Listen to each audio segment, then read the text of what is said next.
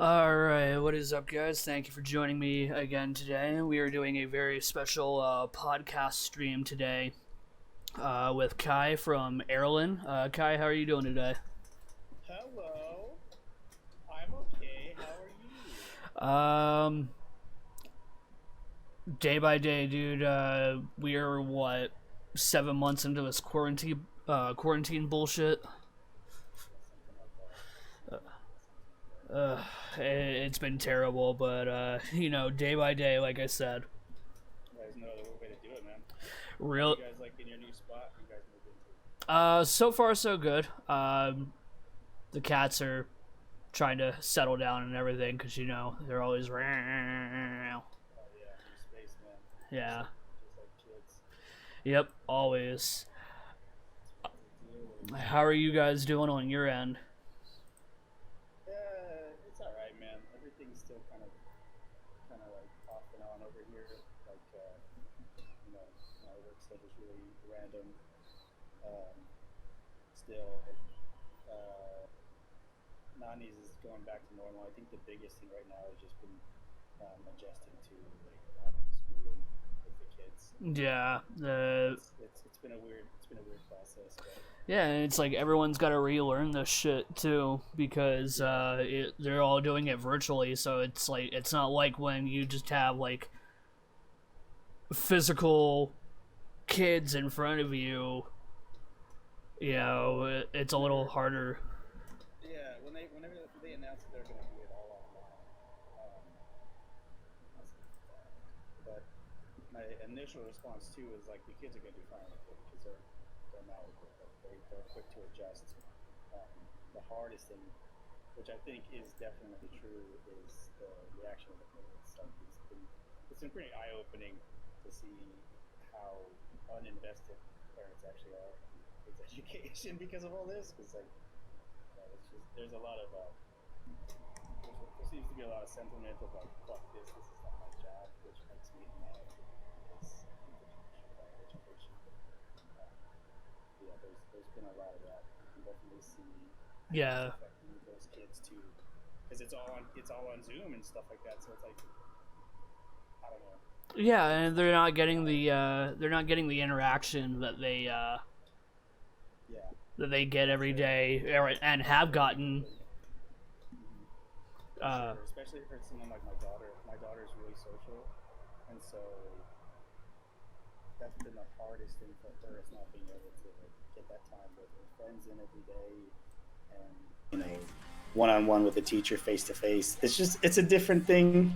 Like I said, they're reacting to it great. Like they're doing pretty darn well with it. Really, the hardest thing is for the grown-ups to adjust to it because we're so stubborn. yeah, and then there's also the whole thing with there's been a lot of parents that are like, well, my kid doesn't act like that at home and stuff like that, and then like now they're actually saying, oh, Yeah, maybe it that's is my the kid.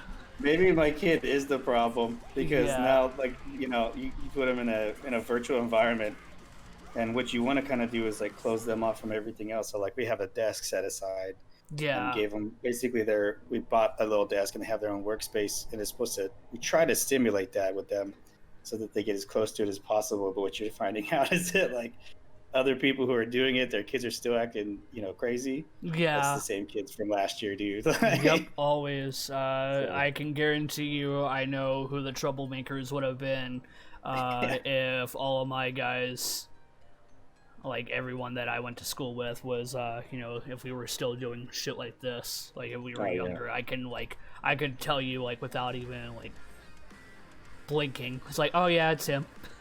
Oh yeah, no, for sure. Straight up. Easy to identify, man, and it Absolutely. is what it is. So, I Makes it mean, interesting. It keeps it interesting. yeah, absolutely. And that gets me to my first question. How have you been handling COVID and like the whole quarantine thing in general since it started what March, right? Is like pretty much when like everything was like, nope, we're shutting the shit down. Yeah, something it was around that time. It's been real up and down, honestly. Like I was fortunate that I had been saving money already. So Mm-hmm. whenever they're like nobody's going to work and stuff like that, I was like, okay, I don't know how long this is going to last or whatever, but at least we don't have to worry about that because I've been saving money for a while, and that was comforting. I don't really, I don't want to sound like that dude, the guy that like whenever we got shut down, everybody was like, "Oh, this doesn't change my life at all because I'm an introvert or whatever." But I really, all I do is work, so that it didn't affect me too much, but it did start to pop up with like little things like over here literally everything is 24 hours. So if I can't sleep, before all this stuff happened, I could go to the gym. Or if I didn't want to go to the gym, if it's 3 o'clock in the morning and I can't sleep and I'm talking to one of my friends, I can walk across the street, go to the bar or something, and just hang out and talk. The biggest thing that sucked was the immobility. Mm-hmm.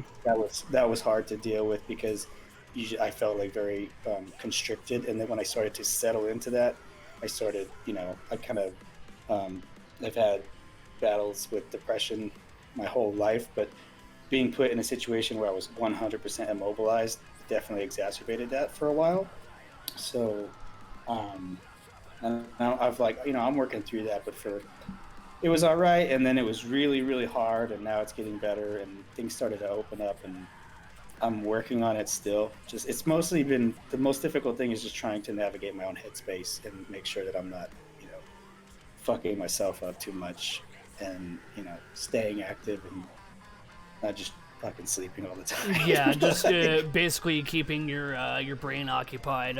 That's been pretty much the same thing with me. I've been 100% working remote since mid March, so now yeah, this is month 7 of that, and I've been going crazy, as I'm sure a lot of people have, because I'm just like, as you know, like I do a lot of show coverage, music photography and stuff like that. And like basically that was just like 100% put on the back burner, and nobody knows when that's coming back. Yeah, that's been huge for us too. I mean, like whenever it happened, I was like, fuck, no shows. That Yep. sucks. Hopefully this doesn't last too long. Um, and now of course like we don't even know, like you said, when all that stuff's gonna start up again, but um and that's really starting to get to me right now because I sat down with my kids super into music. My oldest, well, they're both into music, but my daughter is really entertained by the idea of being in a band. Uh huh. So we sat down the other day and we were just like going through music videos and live performances and stuff like that, and oh my god, dude, like it was so weird because I was having such a painful it was a painful nostalgia because I was like, fuck, like this is so good, this is what I like to do, this is what makes me happy. I didn't realize how big of a part it was of me. Like I always knew I loved it, one of my favorite things, but I was like, I'm my feelings are genuinely hurt right now that I can't go to a fucking show. It's crazy. Yeah. I have not been to a show since the end of February. Who'd you go see? It was Pepper. Oh, nice. Pepper was the last show that me and my fiance went to before everything's, started shutting down. Everybody got turned to poo poo. It's been rough, dude. Just like you, even though I haven't really been active with the band in a couple of years, that was still like my livelihood. Just because I was going to shows like a couple times a week, doing photo coverage for a lot of tour packages that were coming through here, or even just local bands. And Yeah. everyone thought, oh, this will be over by start of summer, the latest, and here we are. We didn't get to do shit this summer. Yeah, for real. Um, Yeah, that's been pretty gnarly. That's been especially recently been super gnarly. I've been trying. The last show that we went to was Nile. It was such a weird thing. There was this guy that came in to my job when I was working at the Hard Rock, mhm. and he was. It was I can't remember who was playing that night. There was some band that was playing there at Vinyl, and I just so whenever there's shows, automatically I'm like, okay, I get to talk to people about music, I get to talk to guests about music or whatever. So I started talking to this guy, and he was like, yeah, we came to see this band or whatever. And I was like, ah, sweet, that's good. And he was like, is there anything else to do here in, like, you know, because we started talking about music and stuff. He's like, is there anything else to do, like, music related here in the city? And I was like, well, I don't know how long you're going to be here, but Niall's coming in 2 days. And he was like, no fucking way. And apparently his fiance, they just got married like a couple weeks ago, actually. But he was like, my fiance is like best friends with the singer. Give me a second. And I was like, all right. He was drunk, dude. So I was like, all right. But what ended up happening was I came back and I was just serving him, dude. I was just like, you know, like it was just a normal interaction. But he was like, give me your number. I was like, okay, dude. And then he texted me and he was like, show up to the venue and your name. He got me and Nani on a guest list from the singer, and the singer like came up to us afterward and was like, hey, I heard you know so and so. And I was like, I don't know him. I was like, he's just some dude I serve, but I'm like so stuck that he got us into the show. But yeah, that was the last one that we went to, and it was a fucking rager, man. It was a blast. Just, you know, crazy death metal. By the way, just speaking of death metal, I do want to say, and metal in general, living out in Vegas and having seen shows in other places, kudos to Albuquerque, because we have the craziest fucking crowd, hands down, period, that I've ever seen. And going to shows out here is super cool, but man, I miss all that energy. You know, that we get out there, dude. It's crazy. It's hard to explain, but it's night and day. I always hear that too, you know, and there's always that thing that bands do, you know, oh, this has been the best stop in the whole tour and stuff like that, you know. I get with some of these bands afterwards, it's like, and like I ask them, like, hey, well, you know, what's been like the best like turnout on tour? And they're like, dude, honestly, here. Like, we don't come here much because usually we don't have a good turnout, but like when people do show up, like, they rage. Like, people here love their metal. It's true, dude. It's true. Like, I went to the first show that I saw after I moved out here was it was an Oceano show. Ooh. And I remember going, and I was like, man, I've fucking seen him in Albuquerque. Like, I was going by myself, and I was like, this is gonna be nuts. I hope like I don't fucking like was an idiot. I wore my glasses. I was like, fuck, I hope my glasses don't get broken. Dude, I've broken my glasses have gotten broken at like 3 different Albuquerque shows. Oh, and we all know. We all know Oceano, like they just rip. Yeah, well, and so the thing is like I went there and it was cool, but man, it was high energy, it was fun, but it was just like the amount of energy didn't match the crazy wild chaos that happens in Albuquerque. And 100% for sure, it was not as violent. And I was like, is this weird that I missed that? Like, I don't like, I'm a major pussy, dude. I was like, I don't like getting hurt, but is it weird that like I'm kind of bummed out that I'm not getting fucking beat up on right now? Dude, for real, like almost every single time I've seen Oceano, there has been at least one fight because people just go harder than a motherfucker. They make banana sandwiches and then they see who can eat it the fastest. Basically. Yeah, but like I said, pretty much every time I've seen Oceano out here in Albuquerque,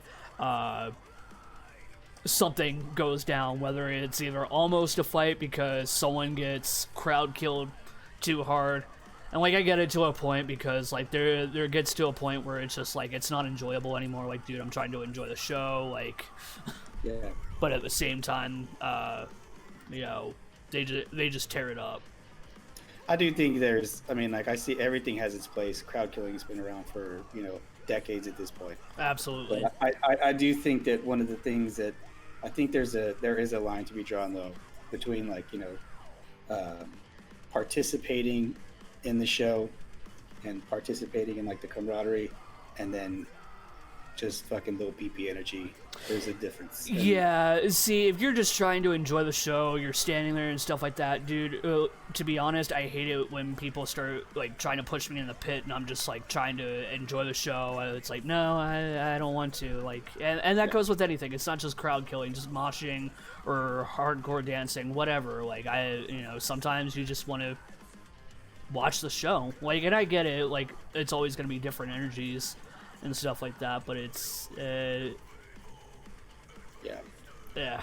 Well, and then the thing is that like, if you want to, because I love that shit, dude. Like I said, I'm a big old wuss, but I love moshing. I love getting into situations where I potentially could get hurt at shows. Oh yeah. Just because for whatever reason, I vibe with it.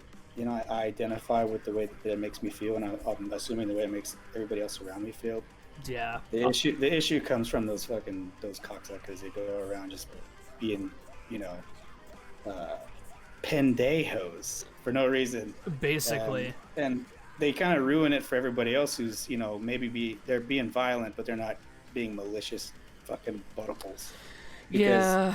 After the show's over, who are you talking about?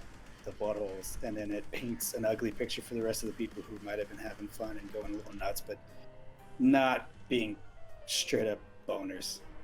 Yeah, and actually Andreas just chimed into the chat and said I hate being crowd killed, and like, dude, I completely agree. Like, I'm just not with it. It's not for me. I'm not saying, oh, we need to ban it or anything, but like you said, there's a time and place for everything when it comes to stuff like that.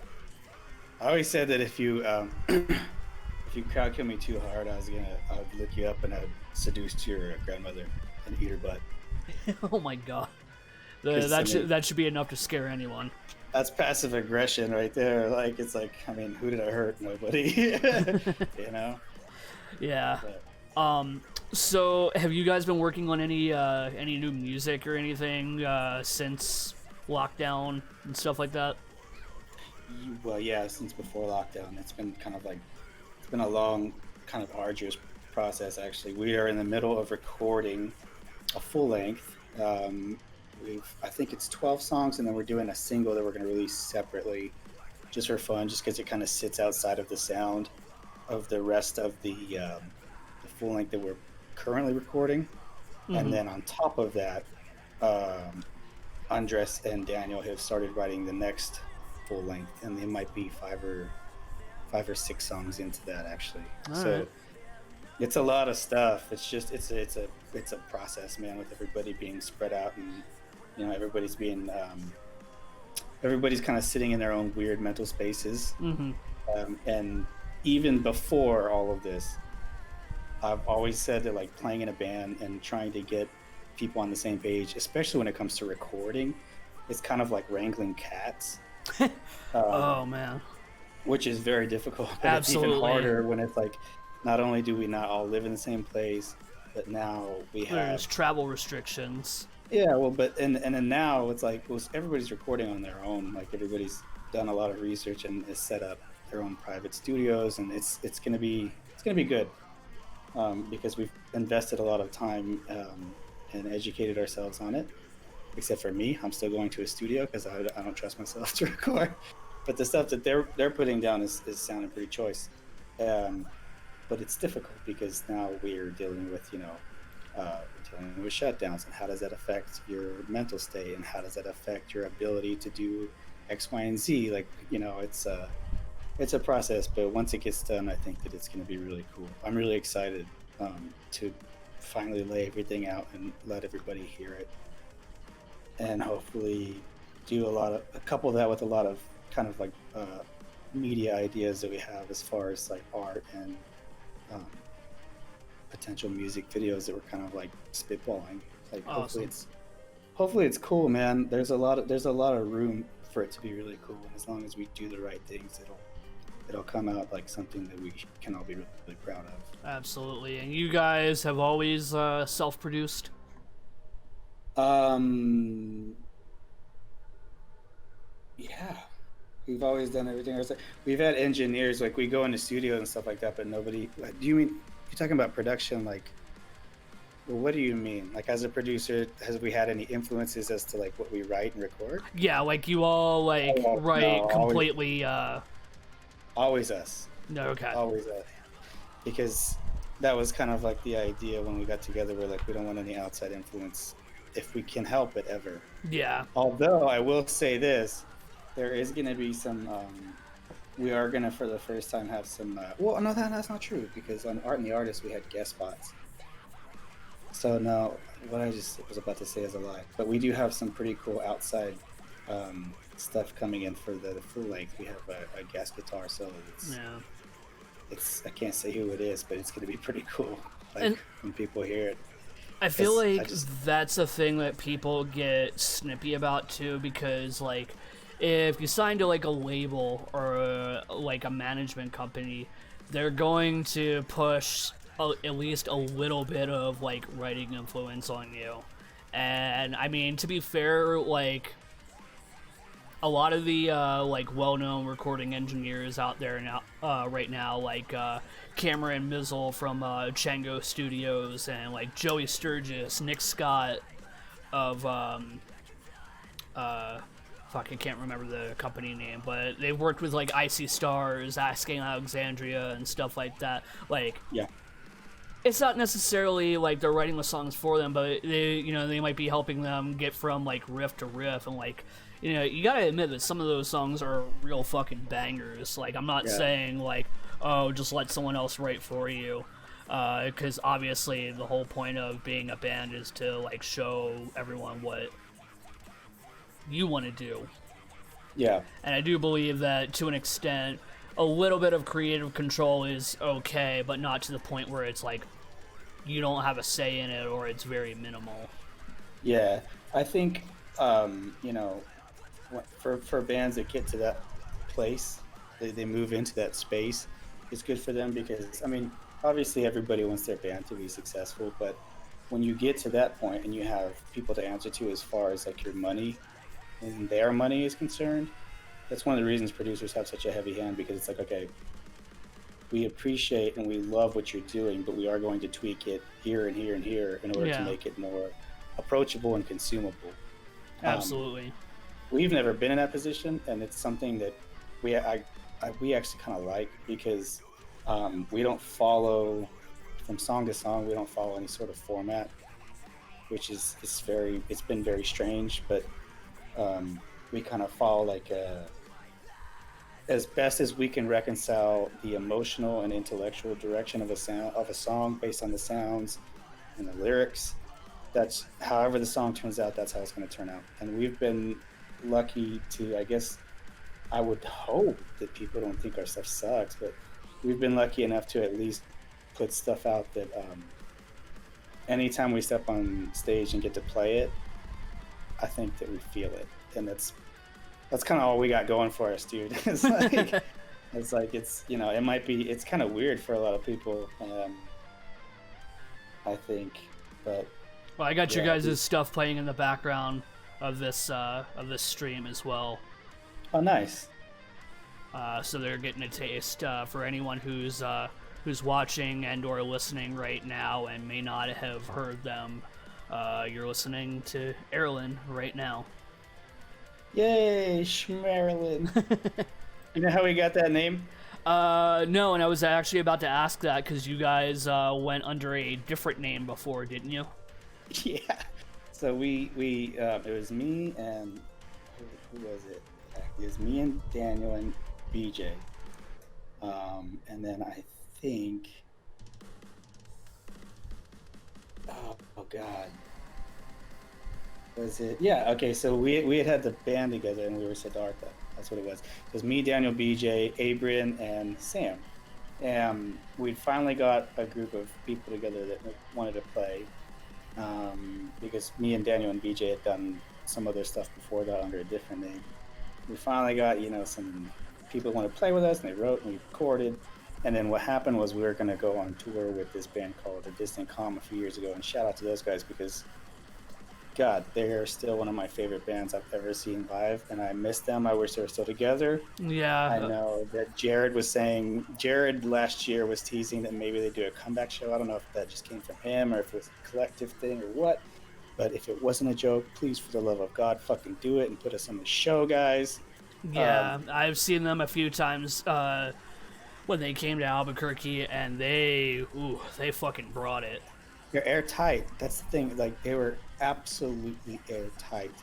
Um, but yeah, so we were lucky. We got to go on tour with them for just like this little West Coast run, and I think it might have been like 2 months or maybe even a month and a half before we were supposed to go out on that tour.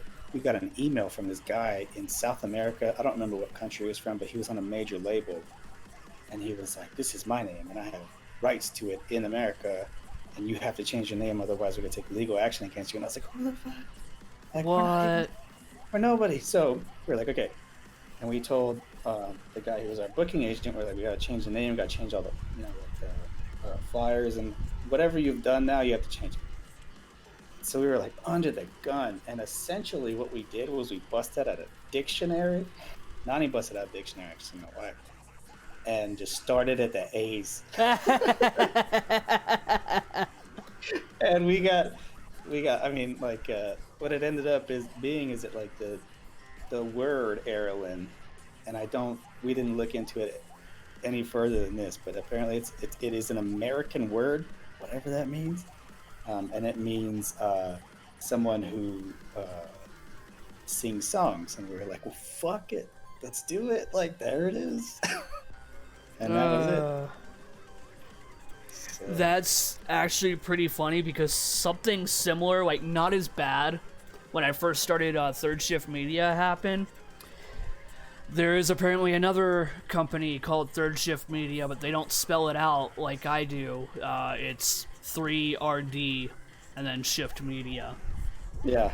And they had reached out to me saying, hey, like, we noticed you started, like, coming up on Google and stuff like that, and just wanted to reach out to, make sure we don't, like, get each other mixed up or anything.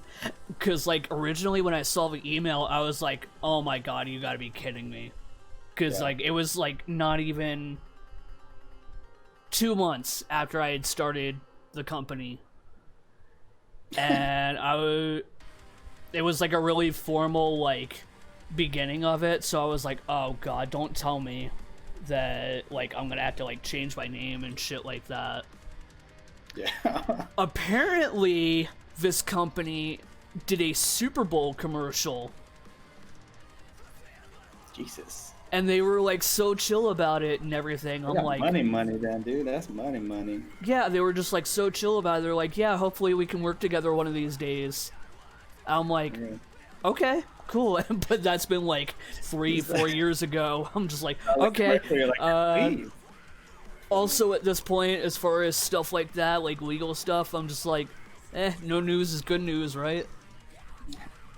But you bringing up that with the whole copyright thing, I was just like, fuck. I was like, well, that happened to me like 2 months after I started the company. It was just so funny how chill. I was like, how did you even find us? That was the thing when we got the message. We were like, bro, like nobody knows who we are. Nobody knows who we are. Literally, nobody. Like, how did you even find us?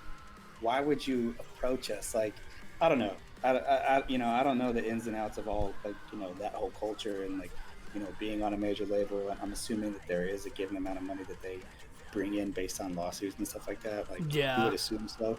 But I was like, dude, how did you even find us? Like, even if you looked us up on Google, it's like we're not like the first thing to show up. Like, we're like 4 pages in. I was like, it was a bizarre thing, but that's how that ended up happening.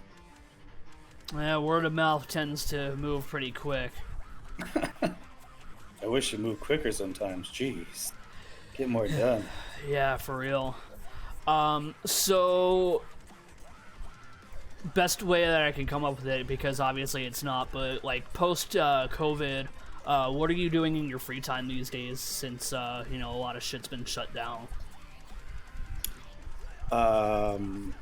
Well, when everything got shut down, nothing, dude. I was like I said, I kind of like succumbed to um, just like the more ugly space, and basically I was sleeping, and that is it. And I'd get up and I'd make sure that my daily duties as far as like uh, taking care of what needed to be taken care of with the kiddos, got that done. But other than that, I wasn't doing anything. I just wanted to sleep. Uh, Drinking. Started As I'm drinking. pretty sure like Yeah. everyone's been doing during Dude. COVID. I know mine has. I wouldn't say gotten out of hand, but I've definitely picked up the bottle more. Yeah, yeah. Well, I mean, it's a reactionary thing. It's something that a lot of people go to, especially when they're, I don't know. But I was doing that. Now that things are opening up, I'm trying to get back into like a habit of going to the gym.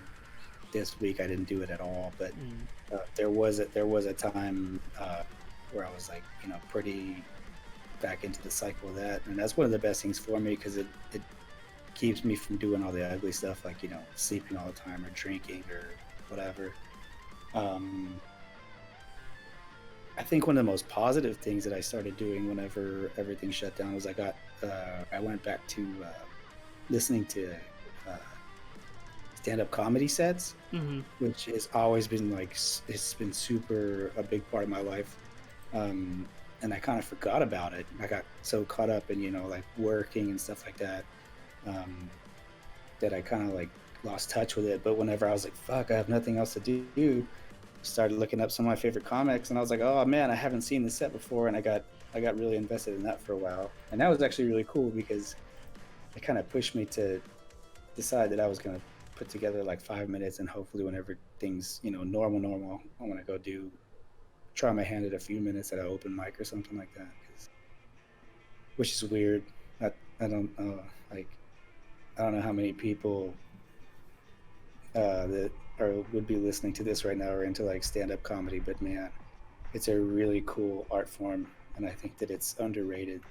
It um, really is. I've been honestly thinking about doing it too. I've got almost a full set, uh, like almost a full set of jokes as well, and I'm just like, it's like one of those things where like we've been in music so long. It's like, who do we talk to about this? Like, uh, yeah.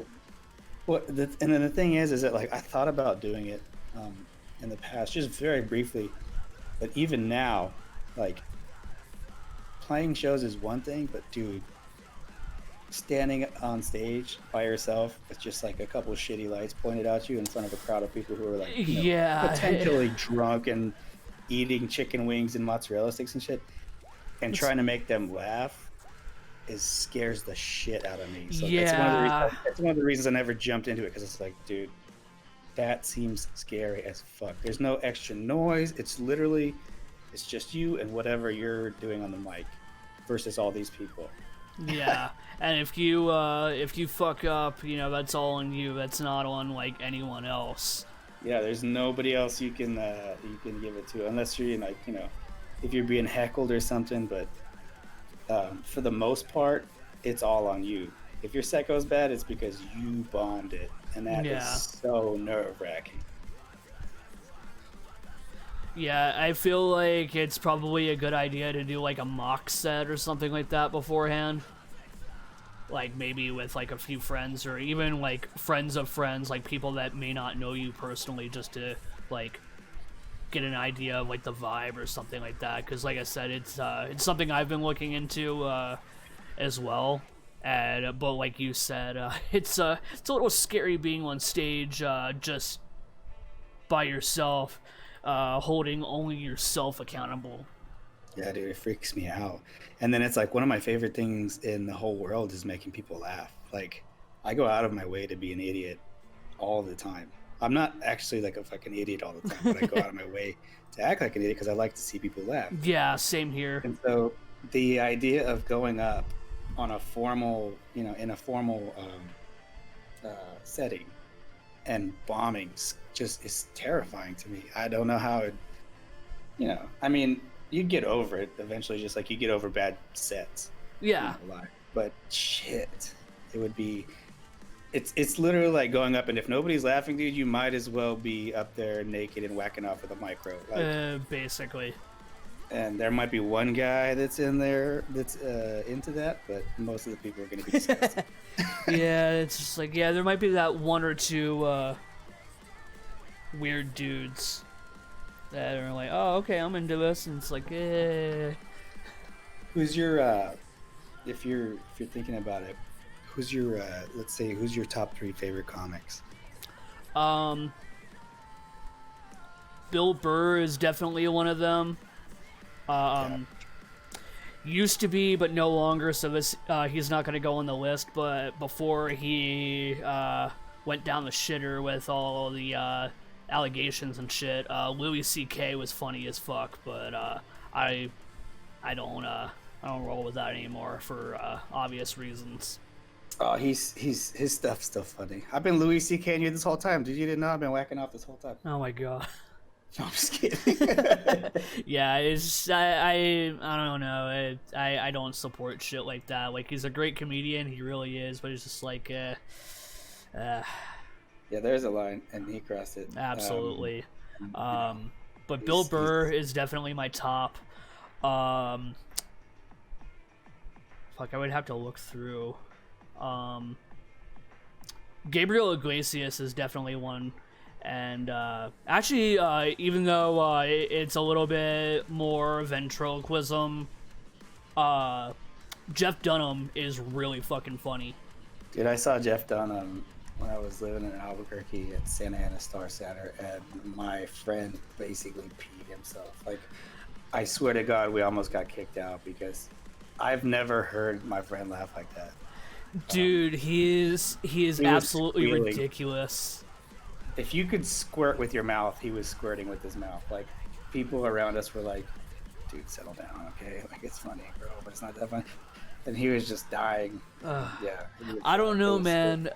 We watched his most recent special on Netflix, and oh my god, dude, both myself and my fiance could barely contain ourselves. I'm pretty sure, like, at one point both of us were on the floor laughing just because of, like, oh, I remember what it was. He brought out a dummy that was supposed to be Trump's advisor, and he's like, how long you been working for him? 5 fucking minutes. I can't turn around. He's always doing some dumb shit. A wild card. Oh, man. my god. That boy's a wild card. Which one? Definitely the president right now. Oh god, that's a whole another rabbit hole that. Well, let's go down it later. What do you think about Norm Macdonald? His older stuff was good, but like, I watched some of his more recent stuff, and I gotta be honest, it kind of bored me. Really, that's my favorite comic. He's a good comic, don't get me wrong. Yeah, I love his work, but I feel like some of his more recent stuff is a little bit boring. Yeah. Like, I just was not vibing with it. That's all right. That's my favorite dude. It's crazy. He's like my hero. I'd say if I was gonna go top 3, I think it would probably be Norm Macdonald first, but very, very shortly behind him, like almost right there, would be Dave Chappelle. And I like those dudes because they're both. So Dave Chappelle is very intelligent, and early on he played like he wasn't, and now he's kind of like, you know, it's known that he's a very smart, well-read guy. Norm Macdonald is brilliant. He's a genius, but he plays like a fucking moron, and he's stuck to that bit for so long. Yeah. I don't understand how you can stick to a bit for that long, but he's a genius. And for fun, he reads like Russian philosophy books. It's weird. Super smart guys.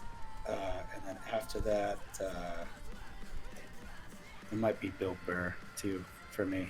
Yeah. I just love the tangents he goes on are so fucking ridiculous. I don't think he can avoid them. Like whenever he does those live interviews and stuff, like they are very funny because he innately is funny, you know. But Yeah.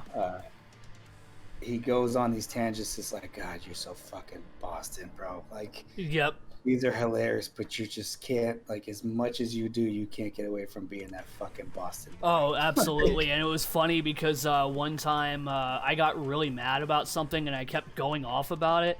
And actually, one of my friends was like, dude, when you get mad, you actually sound like Bill Burr. I was like, dude, I know I'm from the East Coast, but you don't have to compare me to him. He's like, no, like the next time you get mad, let me record it. Like, I'm getting like your say so now, so that you're not like, why are you recording this?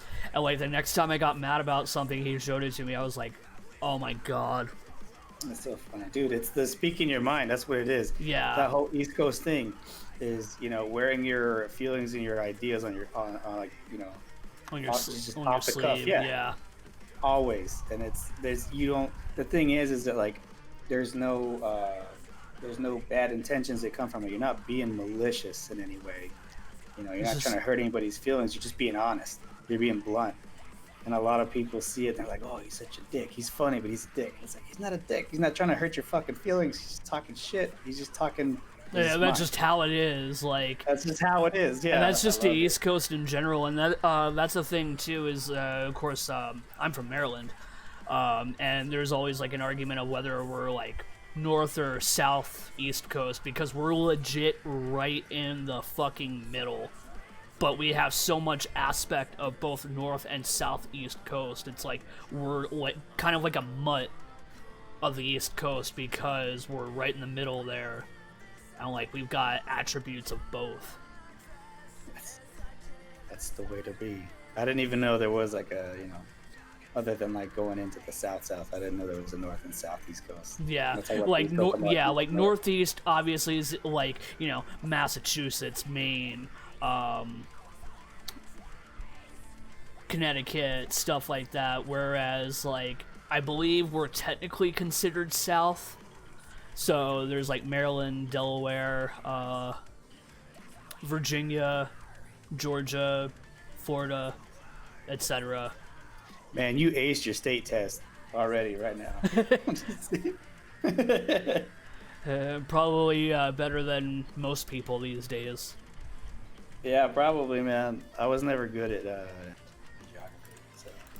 My dad was a history teacher, so... Man, I envy people who are super into history. Okay, I won't say that. I envy people who retain historical information because I love history in general, but I don't retain it very much. My little brother was a history major in college, and we don't talk about it at all. But I'm assuming he has so much knowledge, and I envy it because he's retained it. Because it's interesting to me, but it's like more entertainment. I feel like I should remember most of it. Everything I was given, I feel like maybe I'd have a better sense of the world if I retained that information. Yeah, and accurate history at that. Yeah. Let's see here. So do you like play any video games in your spare time or anything like that, or like even if it's mobile, it doesn't necessarily have to be like console or like on the computer? Video games, I do not. I have never been good at video games. I'm like super ass at video games. There are actually, okay, so there's one video game in my whole life that I was good at, and that was Worms Armageddon on the PlayStation 1. On PlayStation. It's the only game I was actually okay at, I think. I have the app on my phone because we live in the future and I can play it again. Oh yeah, like emulators and shit. Yeah, so like that's the only thing I've ever been good at, and it's very strange because, you know, everybody else that, you know, not everybody else, but a lot of other people that I'm friends with and that I'm close to, like, they're good at video games. Nani is so fucking good at video games. It pisses me off. Like, she gets good at them fast. Like, I remember whenever, God, like, however many years ago it was, but she was really good at first-person shooters. And so we'd go online, and like she would give me the headset, and she'd be fucking killing it. But people thought it was me because I was on the headset. So I would sit there That's and how you talk fucking shit. get them. Dude, I would sit there and talk shit and just berate these dudes while she was the one that was sitting over there fucking like, you know, all adorable, just like killing the fuck out of them. And that's the I've never been thing. good at video games.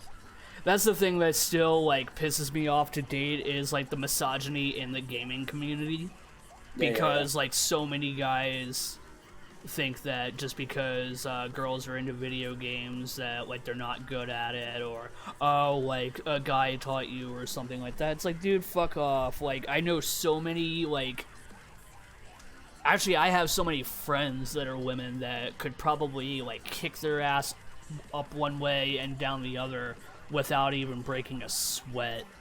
Yeah, well, and the thing is like a guy taught you, and it's like, bro, it's a video game. It's like you in so. the game. Exactly. Well, it's like it's you in the game. So if a girl's good at the game, it's not like she's set. Like it's not like fucking like basketball. She's not sitting there training with guys, whatever. She's not sitting there doing drills. If a girl's good at a video game, it's because she's spending enough time on the game by herself or in the game. And she's fucking good at it. Period. That's it. Absolutely. And so anytime anybody would want to come with that kind of like perspective on things, I'd be like, all right, dude, well, you can think that, but I don't play video games with Nani at all, because I don't play video games ever. But whatever the game is, give her a week and she's gonna fucking crush you at it, boy. Like, I don't know. Yeah. She grew up with brothers, which I think like led to her being more interested in video games, just because that was a thing. You know, whenever we were younger, the boys were. It was more okay that they were into video games, and the girls, they wanted them to do other stuff. But Yeah. luckily for us, we were able to surmount that, and the kids who wanted to play what they wanted to play surmounted all that nonsense, and fucking look at her, dude, she's crushing it. Yeah. Just the misogyny in general. I'm just like, dude, like, just let people be happy. Like, so what if a woman's better than you? Like, it's a game. Yes, the games piss us off because we get. I truly feel as the online gaming community as a whole is just super toxic, because there's that like play to win mentality, and like that is like kind of the whole point. But at the same time, it's like you said, at the end of the day, it is you and the game. Yeah. And it's with everything else. Practice makes perfect. That's exactly it, dude. It's time spent. It's your own personal investment. There's nothing else. There's no, like I said, there's no drills to be run. It's you in the game. And I guess I don't think I could get any better, dude, if I were to play it more, honestly, because I tried real hard at video games for a long time. I never got any better. But yeah, Nani fucking kills it. So, whatever. I get such a big kick out of anytime we go to Albuquerque and she plays Mortal Kombat with her brothers and she wins. Like, it's so bad. It's like, it's really funny to watch, but it's like, whatever, dude. She's just a bigger nerd than you, bro. Yeah. What's the issue? Oh my god, dude. Like, my fiance and I play a lot of stuff on the Switch. So, like, dude, she will kick my ass, like, in every direction on Mario Kart. Like, she's beating people online and she'll just like rage. She'll be like, fuck yeah, just start going off on this like parade, and it's like, this is so hot. I don't know why, but it is. Why do I have a bone? Exactly. But like, it's so like cool to like see her like get into that and stuff like that. Yeah, man, I like I've never been good at games. I always focus my time on other things, but it is very fucking cool to see people who are good at it. I wish I was better at it. I wish I was better at a lot of things. Like, Nani plays games, very good at games. My bandmates are, good at random stuff. Like, Daniel is very good at golf. Had no fucking idea until I went out with him one time to a driving range. Oh my god. Yeah, dude, just stuff like that.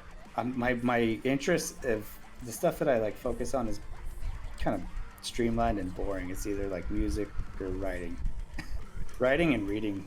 That's basically all I have going for me. I mean, that's something to sneer at. Yeah. Let's see. So aside from obviously most of the vocal responsibilities of the band, do you play anything else? No, not anymore. I wish. Okay. When I was younger, I played. I was a percussionist, and so I started doing that actually when I was like 12 or 13, something like that. And I got really invested in that. Like I was that kid that went to band camp every summer. West Texas A&M, West Texas A&M, whatever's out in Canyon, Texas. That's the one that I went to like every summer, and I was pretty good at that. I did that all the way through high school. Um, uh, I was super into it, man. I had really great chops. Had so much fun playing drums. Um, in general, like I did like the whole marching band thing. Uh, Clovis High School marching band. We won state like every year. That's dope. It was a blast, man. Yeah, it was super fun. But then after all that, I had a music scholarship whenever I started college for uh, playing jazz, and then I dropped that real fast because I just decided that I was into other stuff. Like I was more into literature, um, and at this point, that was fucking a long time ago, like a decade ago. So at this point, my chops are awful. They're garbage. I would like to say that if I were to, try to play drums, I'd still be okay, but I don't.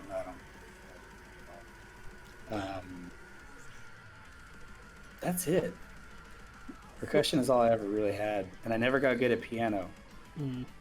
So. Well, that was gets the one me. thing. That gets me to the next question. What are the lyrical themes of the band? Speaking of literature, like, do you have like a base that you go off of? As far as lyrical themes, I think that it's up to this point. It's just basically like the lyrics are a representation of whatever's going on in my head, personally, just me. Um, which I don't. It's kind of been my way of making sense of the way that I feel and the way that I think and that are going on around me. With this band in particular, like up to this point at least, we have entertained the idea of doing like a concept album where the lyrics are based on some kind of narrative or whatever, but we've never actually committed to it. So the lyrics so far are whatever's going on in my life or whatever it is that I'm thinking about, whatever it is that's bothering me. That's all it is. Every song is a different thing. Every song represents something else that's going on in my head at any given point. So, yeah, and it spans all kinds of things. Like there's stuff that I talk about things that have gone on. Fuck, for example, like we did that music video a long time ago when we were still Siddhartha, the music video for From Made with Love or whatever. Oh, That yeah. song is about my friend passing away. We have songs on the next album that range from my perception of what's going on politically, what's in front of me politically, what's going on in the country. We have songs about memories that I have from being younger. We have songs about the way that I think about life in general, my kids, consumerism. There's a song about that and the way that it kind of shapes social moment. It's just whatever weird thing it is that I get super invested in and obsessed with for the moment, that it forces me to sit there and write something for a while that I can look back on and be like, okay, if I edit this, I can make it good. That's all it is. Right. It's not. There's not one specific thing. Yeah, you guys just don't like settle on anything specific. It's just basically whatever is going on, that's what you're gonna write about. Yeah, it's like whatever weird thing is bugging me, essentially. Whatever weird thing is bugging me in my head is up to this point been what the lyrics are about. Like, and fortunately for me, like nobody in the band has like cared very much, and they're willing to work with me on that. It's pretty cool because it's been really good for me to work things out, because I'll send especially Daniel. I'll send Daniel these things, and it's like, this is this song or whatever. And on the last album, it was just like, okay, how can I, we didn't say this, but essentially he was like, get the lyrics, how am I going to make sense of this? And then he was going to kind of transcribe it and translate it melodically in certain areas. It's like, how does this still work and still hold true to what it is that you're thinking and feeling, and how can we make it work for the rest of the song? So Okay. it's a very wishy-washy, strange process, dude. Like the songwriting process with us is very bizarre. Absolutely. And it takes a long time because there's no rules to it, I guess. Right, and that actually brings me to my last question for you: is who writes mostly in the band, like, or do you all like? Everybody writes their own part. Whenever me and Daniel and BJ first started writing in our original project, it was mostly Daniel, and then we started Siddhartha, and then it was still mostly Daniel guitar, but the bass was written by Adrian, the drums were written by Sam, the lyrics were written by me. And for this full length, I don't know how much was. I think that Daniel and Andres have been working together and writing together a lot more for guitar, but still, Adrian writes the bass, Sam writes his drums, I write the lyrics. The stuff that they're writing right now, that is the stuff that we're going to record after this one. I couldn't even speak to. I think it might be a lot more 50-50 between Andres and Daniel, and that's the starting point. We've always kind of started with the guitars, so yeah, everybody kind of does their own. Everybody kind of holds their own weight and carries their own weight, and nobody's sitting there like writing a whole song and everybody's learning it. That's something that I don't even know if I've talked to anybody in bands for a while that have someone who's like, this guy wrote the whole thing and we just all learned it. That probably still exists somewhere, but I don't know anybody personally like that. So yeah, as far as like the writing weight, everybody carries their own weight. Yeah, Andreas actually just chimed into the chat and said that Daniel wrote 10 of the songs, and he added 2 for the next album. Is that right? Yeah. Yeah, man, I couldn't tell you. All right, well, that's all that I have for you. Do you have anything for me? Yeah, man, I got a lot of questions because I've known you for like a long time. Go for it. I've never gotten to like sit there and just have a conversation with you, so I figured I'd just ask you a few like random questions and see what happens. Sure. So I wanted to start with an easy question, just to begin with, and that's what is the meaning of life? I don't have the answer to that. That's a Apparently, good answer. Leela and Fry have the answers to life because Damn Bender it. figured it out. Bitch. So you have to produce the show. We got to get the show back on. So Oh man, Futurama's so great. It's one of my favorites. Actually, no, it's not one of. It is my favorite. Yeah, man, Futurama and South Park. Those are Those shows are ridiculous. Yeah, I don't. That's so funny, man. I don't know. I didn't know what was gonna happen when I asked that question.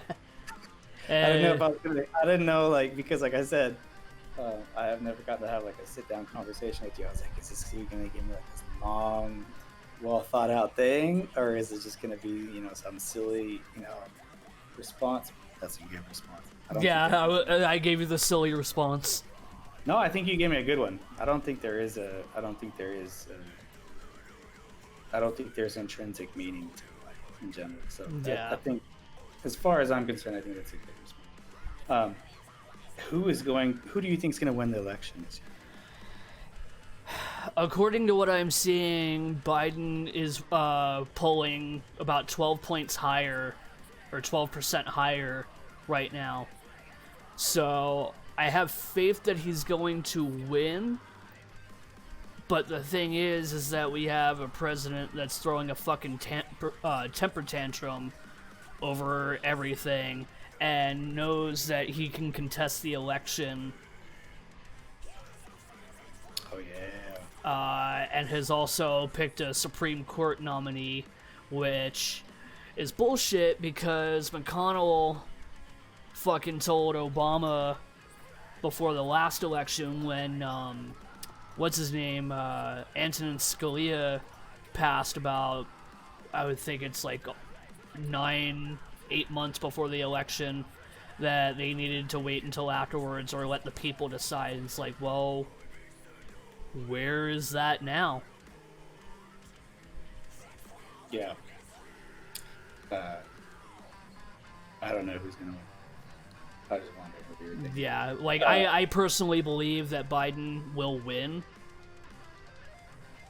but like I said, we have a president that throws a temper tantrum and goes to Twitter about everything.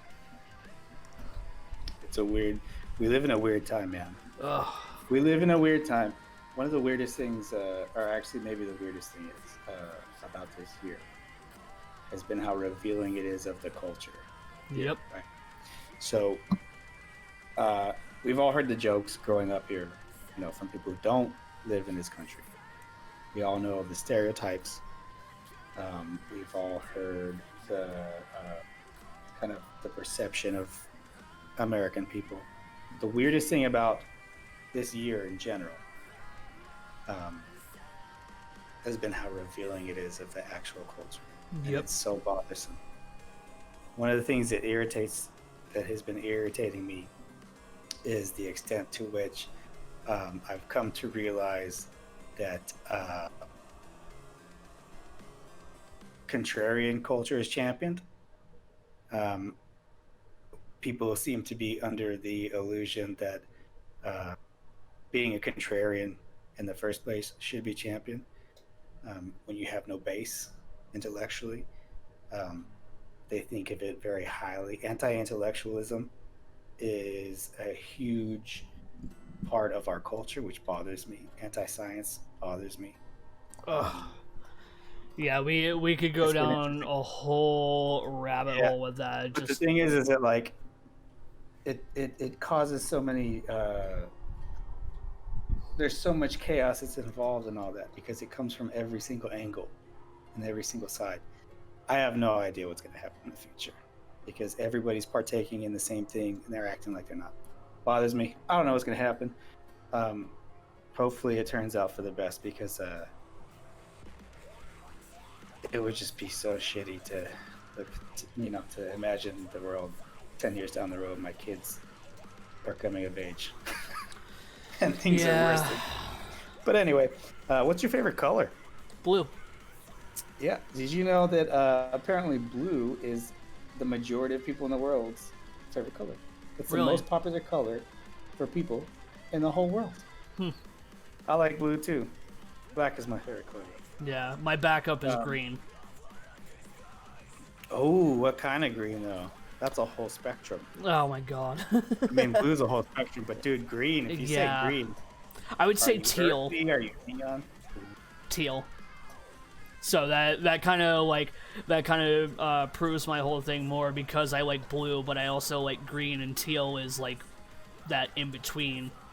You like blue that bleeds green. Exactly. You like to stab blue in the nuts. Okay. Let's see. Did we go over? We've been talking a lot about music, and like I said, these are just random questions. They're baseline questions, but stuff I don't think I've ever talked to you about.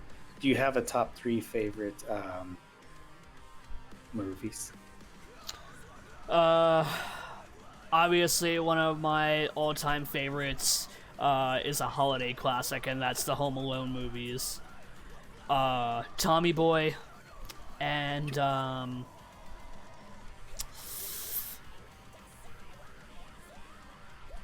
I want to say Ferris Bueller's Day Off. Dude, those are all classic movies. Yeah. Those are all very good movies. And they're not new. You don't like any new movies that are coming out? I do, but they're like my favorites are all like cult classics. I got you. I feel the same way. All my favorite movies are old too. I've yet to be. I think that the most recent movie that I've been like really like, okay, this is one of my favorite movies, was Strange Than Fiction. Oh yeah, one of my it's not even a new movie at this point. But. One of my favorites that's actually more recent that I think came out. Oh yeah, it came out earlier this year. Was Spencer Confidential with Mark Wahlberg. I have not seen it. Also, I have no idea what it even is. The typical Mark Wahlberg movie, corrupt cop trying to stop them. Damn. But it's really good. Highly recommend. Actually, getting back to what you had asked me earlier, and I can't believe I spaced this. Actually, one of my favorite comedians is John Mulaney. Oh, John Mulaney's incredible, dude. As a writer, also, like Yeah. I think as a stand-up, he's good, but as a writer, Oh yeah, the way that he's able to conceptualize comedy, and kind of assume where it's going to go when other people are reading his material in front of a camera, he's top tier. absolutely. I He's think an one of the incredible funniest. I think one of the funniest jokes, both in his stand-up and like that he's written in general, is the horse in the hospital skit. I'm unfamiliar. And it's basically an analogy for Trump. Oh. He's like, having this guy in office is like, having a horse in the hospital, and people are like, well, we've seen a bird in the airport. It's like, get the fuck out of here. We've all seen a bird in the airport. Get out of here with that shit. We gotta stay updated with the horse in the hospital because we've never had a horse in a hospital. That is very good. I very appropriate. highly recommend watching that skit. You should be able to just YouTube it. It's so great. Yeah, man. He's that dude makes me laugh. His stand-up is, it's funny. It's outrageous, but his writing specifically. Well, I think he went to NYU. Is that right? He's an English and writing major. Dude, So he obviously has that makes sense. He has my heart already, dude. Yeah. That's what I focused on. That's what my degree's in. I'm almost positive he went to NYU. I would have to look it up just to be sure. And if anyone's watching that knows for sure, if they want to correct me, by all means, please do. But one of my favorite things, it's so funny, in regard to John Mulaney, is watching Bill Hader break character when he's doing that character stuff on Saturday Night Live. And he broke characters so consistently it became part of the bit, because right before they'd go live, John Mulaney would change his lines, and so the cue card would come up, and so Bill Hader was reading it for the first time, and he would God, it's amazing. It's incredible. It's such a funny, it's a funny comedic move to make. Absolutely.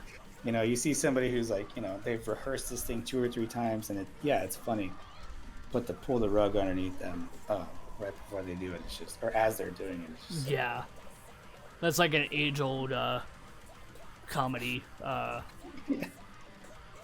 comedy thing. What's as far as as far as literature goes, it's like I said, it's a very special place in my heart. What's your favorite book? You have a favorite book? Still one of my favorites, honestly, is The Lion, the Witch, and the Wardrobe. It's a very good book. Yes. Go on. C.S. Eliot is honestly one of my favorite authors. I really hate to admit this, but like I don't read books that often. It's not that I don't like them; it's just I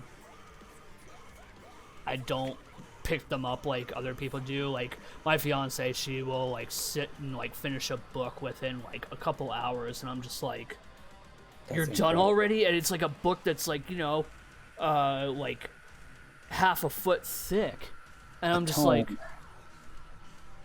"You finished that already?" I was like, "You just started reading it like earlier today." Yeah, I love that, man. That used to be me. I used to be like, super into that stuff. I love books. I love reading. Yeah. All that stuff. I was the kid that was into like anime and shit. I did that too, man. I almost failed the third grade because I was bored and all I wanted to do was draw Dragon Ball characters. Yep, same here in So, 8th like, grade.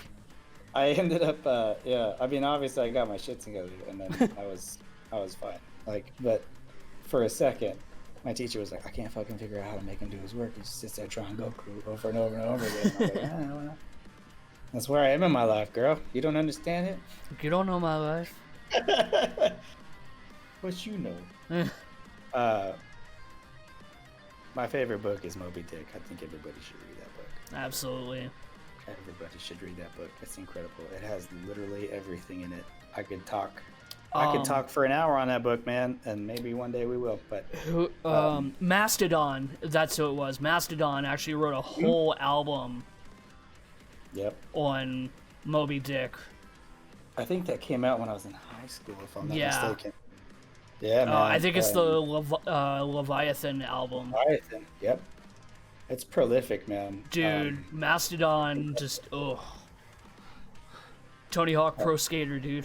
That's where I first heard them. I think the first time I was introduced to Mastodon was when I was watching the Killswitch Engage band documentary, and I was watching what's his name? He's a guitarist.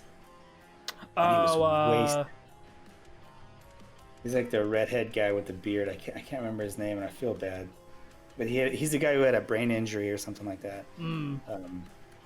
But yeah, I was watching this dude, and I was like, this guy's wasted. He's so funny, though. Who's his band? And then I found Leviathan. I was like, oh, man. These guys are nuts. Yeah, they're insane.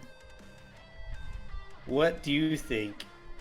What's a common misconception that you think people might have about you, Benjamin Sachs? That I'm a dick. Really? Yeah. Why? I don't know. I guess it reverts back to the whole thing with like we were talking about with Bill Burr, how like you go off on these tangents and shit. Like I said, I do that, and apparently some people perceive me as a dickhead. That's really weird, man. I've never. And I get one thing I would like to add to that is if you do think that about me, you obviously have not gotten the chance to truly know me, or you wronged me in some way. Oh shit. Well, I mean, Andres is like, that's not a misconception. That's a cold, hard fact. Ben's a dick. You're not a dick, dude. I've never fucking met anybody who said that you're a dick. It's very few people from what I've gathered, but there are a handful of people out there that would probably like to have me alone in a room and not for like a good time. Oh my god. That's dumb. Well, those are all my questions. I could look up more questions, but yeah. That's all I got. No worries, dude. It was great to have you on. I've been recording this and everything, so I'll throw it up on YouTube later. But thank you to everyone who tuned in. Thank you, Kai, for being on. It was great to get to sit down and talk with you. For sure, man. Thanks for letting me do this. Like I said, I've never done this before, so you popped my cherry, and I was real scared, but it felt good. We'll have to do it again sometime. Maybe we'll get you and another one of your guys from the band. Actually, it might not be a bad idea to have Daniel or Andreas on with you, so that way we can get a little bit more insight about the writing process and things of that nature. That. Anytime you want to just hang out and talk. Cool. This Sounds is really good. fun for me because I don't ever get to talk to most people anymore. Yeah. Same here. Trust me. I've been going crazy these past 7 months. We'll get there, man. Everybody will do the right thing eventually, and then we'll go back to normal someday. Let's hope. Let's do it. Well, take it easy, man. Thank you for having me on. And for anyone who's viewing, I dropped their social media links as well as their Spotify channel, so please give them a listen. If you've been listening this entire time, their music's been playing in the background for the entire podcast. Thanks again, Kai, for being on. Thank you, man. Also, everybody out there, don't be a hot dog. Don't be fucking hot dog water. Okay? Thank you. Take it easy, man. Thank you. See you, dude. Bye.